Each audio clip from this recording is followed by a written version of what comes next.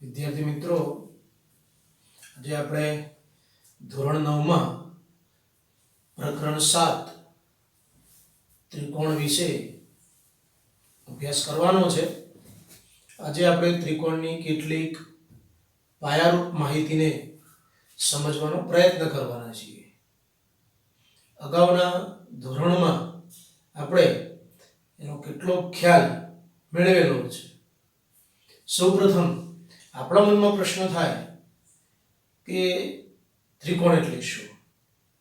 આપણે જ્યારે પ્રકરણ 6 ભણ્યા ત્યારે સમરેખ અને અસમરેખ બિંદુઓથી બરાબર વાકેફ છીએ. આપેલા બધા જ બિંદુઓ જો એક જ રેખા પર આવેલા હોય તો એ બિંદુઓને સમરેખ બિંદુઓ કહેવાય, અને આપેલા બધા બિંદુઓ એક જ રેખા પર ન હોય એટલે કે સમરેખ ન હોય એવા બિંદુઓને અસમરેખ બિંદુઓ તરીકે ઓળખવામાં આવે છે. જોઈએ આપણે ત્રિકોણ. ત્રણ પરસ્પર છેદતી રેખાઓથી બનતી સમતલીય બંધ આકૃતિ. આપણે ત્રણ રેખાઓ એ પરસ્પર છેદે, બીજી રેખા દોરીએ તો આ રેખા આને છેદે અને ત્રીજી રેખા અહીંયા દોરીએ. તમે જુઓ ત્રણ રેખાઓ પરસ્પર એકબીજાને સ્પર્શે છે, છેદે છે. આ રેખા આ બંને રેખાને છેદે છે, એ પ્રમાણે આ રેખા એ આ બંને રેખાને છેદે છે. એટલે ત્રણ પરસ્પર છેદતી રેખાઓ છે. અહીંયા આ ત્રણ રેખાઓ પરસ્પર છેદે ત્યારે બનતી બંધ, હવે તમે જુઓ અહીંયા વચ્ચે જે ભાગને માર્ક કરું છું એ ભાગ બંધ આકૃતિ છે. તો આ બંધ સમતલીય જે આકૃતિ બને છે આટલો ભાગ એ ત્રિકોણ છે. અહીંયા આપણે એ બી સી ટૂંકમાં આપણે ત્રિકોણને આમ દર્શાવીએ છીએ. તો ત્રણ રેખાઓના પરસ્પર છેદવાથી બનતી બંધ સમતલીય આકૃતિ એટલે ત્રિકોણ છે.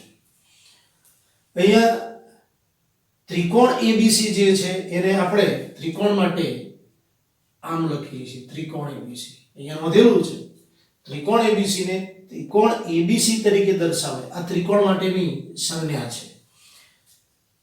અહીંયા આપણે ત્રિકોણ એબીસી ની જ વાત કરી રહ્યા છીએ. ત્રિકોણ એબીસી માં તમે જુઓ ત્રણ બાજુઓ છે, એબી, બીસી અને સી. કોઈ પણ ત્રિકોણને ત્રણ બાજુ હોય, ત્રણ ખૂણા હોય અને ત્રણ શિરોબિંદુઓ હોય. અહીંયા ત્રિકોણ એબીસી માં ત્રણ બાજુઓ કઈ કઈ? એબી, બીસી અને સી. આ ત્રણ બાજુઓ છે. એના ત્રણ ખૂણા, તો ખૂણો એબીસી, ખૂણો એબીસી, આમ ખૂણો એબીસી એટલે આપણે એને ટૂંકમાં ખૂણો બી પણ કહી શકીએ. ખૂણો એબીસી ને ટૂંકમાં ખૂણો બી કહેવાય. બીજો ખૂણો, ખૂણો બીસીએ, ખૂણો બીસીએ, ખૂણો બી અહીંથી શરૂ કરીએ તો ખૂણો બીસીએ, આ ખૂણો, તો એ ખૂણાને આપણે ટૂંકમાં સી પણ કહી શકીએ. ખૂણો સીએબી એને આપણે એ પણ કહી શકીએ. એ ત્રિકોણને ત્રણ બાજુઓ, ત્રણ ખૂણાઓ અને ત્રણ શિરોબિંદુઓ છે. બિંદુ એ, બી, સી એ ત્રિકોણના ત્રણ શિરોબિંદુઓ છે. જોઈએ અહીંયા નોંધેલી છે વાતો. ત્રિકોણને ત્રણ બાજુઓ, ત્રણ ખૂણાઓ અને ત્રણ શિરોબિંદુઓ હોય છે. ત્રણ બાજુઓ કઈ? તો એબી, બીસી અને સી.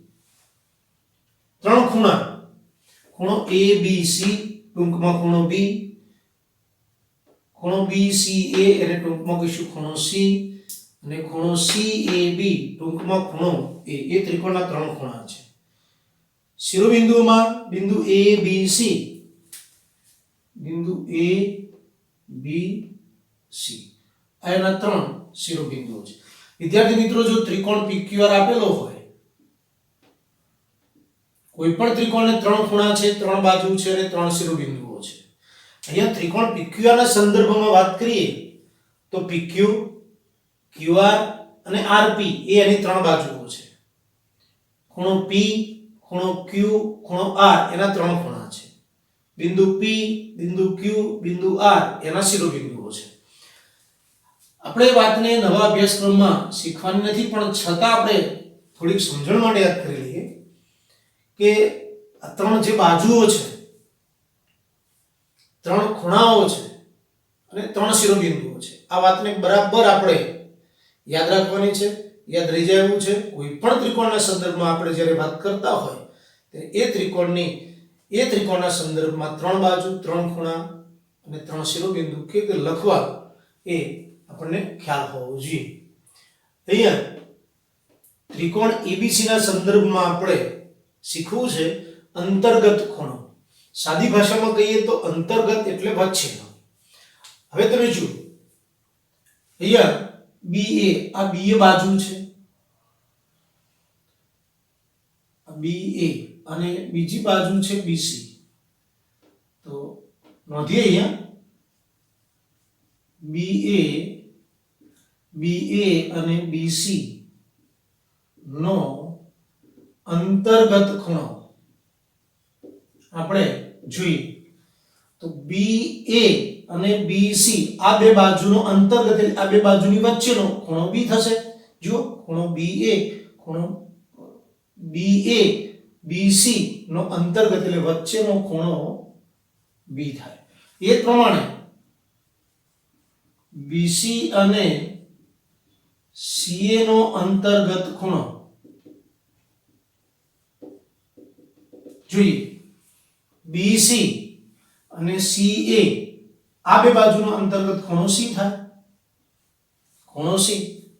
એ પ્રમાણે આગળ વધીએ, CA અને AB બાજુ CA અને AB નો અંતર્ગત ખૂણો A થાય. CA અને AB નો અંતર્ગત ખૂણો A થાય. ફરીથી એને જોઈ લઈએ,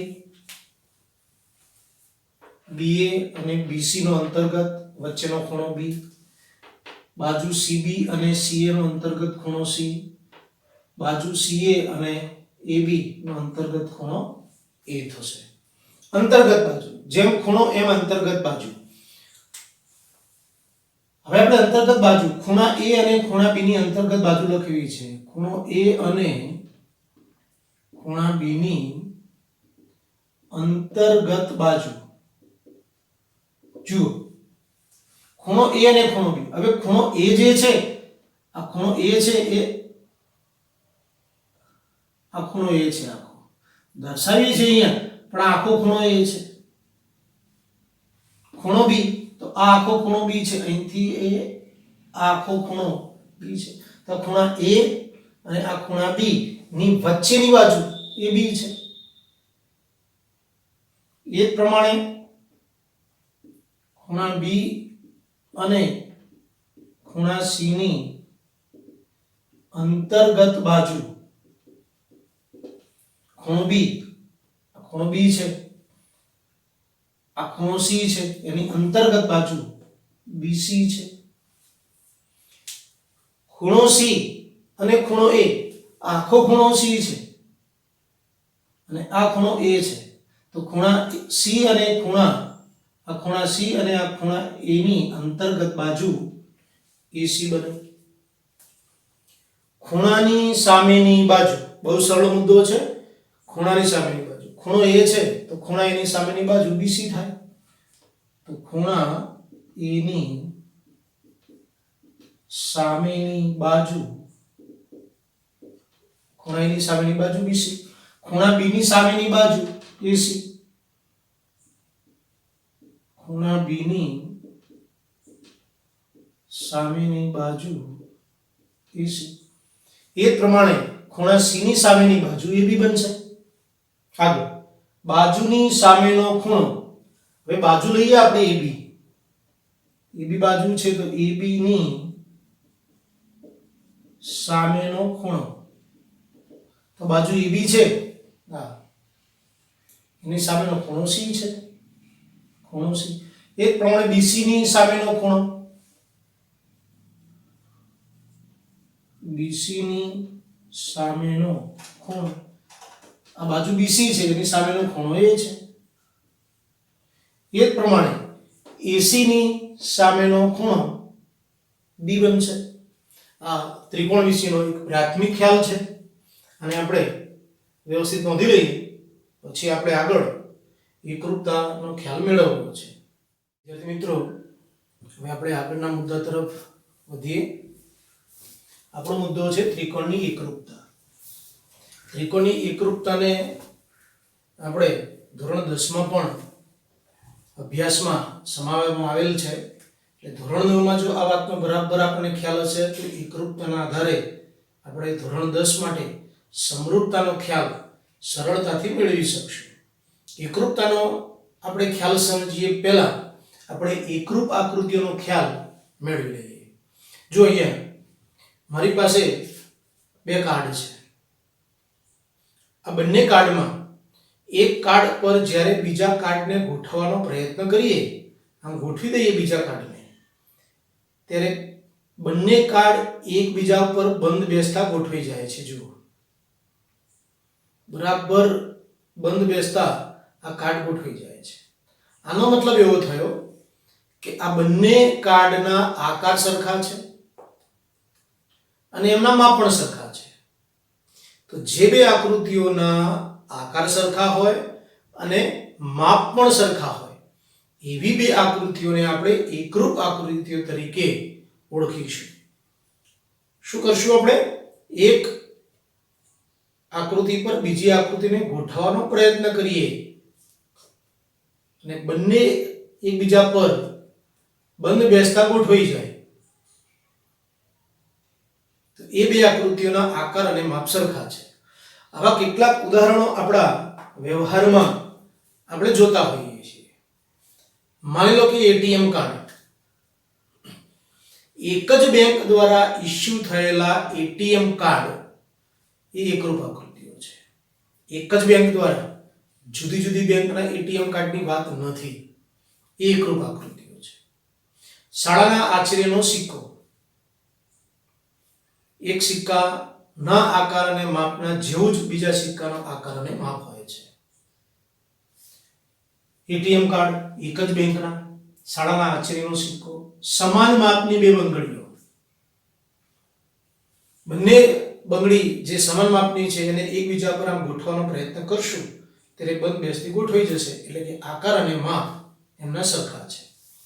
એક જ વર્ષમાં બનેલ ₹1 સિક્કા, એક જ વર્ષમાં બનેલા હોવા જોઈએ. આરબીઆઈ દ્વારા જે સિક્કાઓ બહાર પડે છે એક જ વર્ષના, તમે 2020ના ₹1ના બે સિક્કા લો અને એને ગોઠવવાનો પ્રયત્ન કરો, તમે જો બરાબર બંધ બેસતો ગોઠવાઈ જશે. સમાન ત્રિજ્યાવાળા બે વર્તુળો, આ એનું કેન્દ્ર છે, આ એક બીજું વર્તુળ, આ ત્રિજ્યા છે. આ વર્તુળની ત્રિજ્યા 5 છે અને આ વર્તુળની ત્રિજ્યા પણ જો 5 છે તો બંને વર્તુળોના આકાર અને માપ સરખા થાય ત્યારે એ બંને આકૃતિઓ એ એકરૂપ આકૃતિઓ છે એવું આપણે કહી શકીએ. આગળ વધીએ. બે ત્રિકોણો વચ્ચેની સંગતતા. વિદ્યાર્થી મિત્રો, આપણે કેટલાક મુદ્દાઓને યાદ રાખવાનો પ્રયત્ન કરીએ. સંગતતા માટે, બે ત્રિકોણો વચ્ચે સંગતતા માટે આપણે આ સંકેતનો ઉપયોગ કરીએ છીએ. એકરૂપ માટે આપણે આ પ્રકારનો સંકેત વાપરીએ છીએ. જોઈએ બે ત્રિકોણો વચ્ચેની સંગતતા. બે ત્રિકોણ, ત્રિકોણ ABC અને ત્રિકોણ PQR. આપણી પાસે બે ત્રિકોણો છે.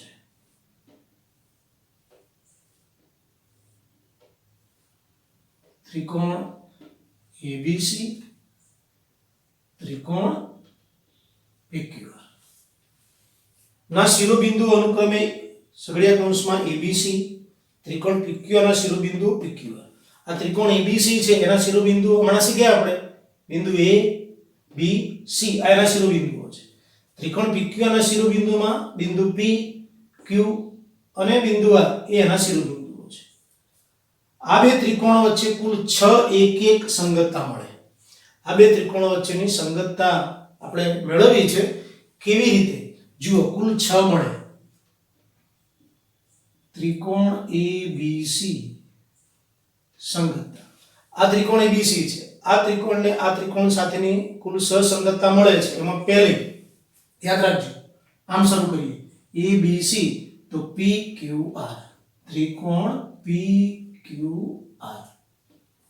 બીજી સંગતતા ABC સંગતતા, પહેલી સંગતતા આપણે લખી PQR. હવે આમ લખો ત્રિકોણ PRQ, ત્રિકોણ PRQ. જો P ના સંદર્ભમાં પહેલા લખ્યું PQR, હવે ત્રિકોણ PRQ. ત્રીજી સંગતતા સરળતાથી યાદ રહી જાય. હવે Q થી શરૂ કરો, ત્રિકોણ QPR, QPR, QPR. ચોથી સંગતતા ABC, QRP, QRP. પાંચમી સંગતતા હવે અહીંથી RPQ, ત્રિકોણ RPQ. અને છઠ્ઠી ત્રિકોણ ABC સંગતતા ત્રિકોણ RPQ લખ્યું RQP. સરળતાથી આપણે સહસંગતતાઓને યાદ રાખી શકીએ. શું કર્યું આપણે? ત્રિકોણ ABC સંગતતા PQR, બીજી વાર કઈ સંગતતા લખી PRQ, ત્રીજી વખતે QPR, ચોથી સંગતતા QRP, પછી પાંચમી સંગતતા RPQ અને છઠ્ઠી RQP. આપણે બે ત્રિકોણો વચ્ચે કુલ 6 સંગતતા મળે અને એ સંગતતાને આપણે સરળ રીતે યાદ રાખી શકીએ. અહીંયા બીજી એક વાત સાથે સમજી લઈએ. એ છે શિરોબિંદુ એ, એને સંગત P છે, શિરોબિંદુ એને સંગત બિંદુ P છે, B ને સંગત Q છે અને C ને સંગત બિંદુ R છે. એ જ પ્રમાણે આ AB બાજુ છે, AB ને સંગત બાજુ છે PQ. આ BC, BC ને સંગત બાજુ છે QR. અને CA, આ CA, CA ને સંગત બાજુ છે RP. અહીંયા ત્રિકોણ ABC અને ત્રિકોણ PQR વચ્ચે કુલ 6 સંગતતાઓ કેવી રીતે બને, પરીક્ષામાં 2 માર્ક્સમાં આ ટોપિક પૂછાયો છે. વિદ્યાર્થી મિત્રો, આપણે આ ત્રિકોણ 7 ને આજે શીખવાનો જે પ્રયત્ન કર્યો છે એને આજે આપણે તૈયાર કરી લઈશું અને નેક્સ્ટ ટાઈમ આપણે ત્રિકોણની એકરૂપતા વિશે અભ્યાસ કરવાના છે. ત્યાં સુધી આ મુદ્દાને બરાબર તૈયાર કરી લઈશું.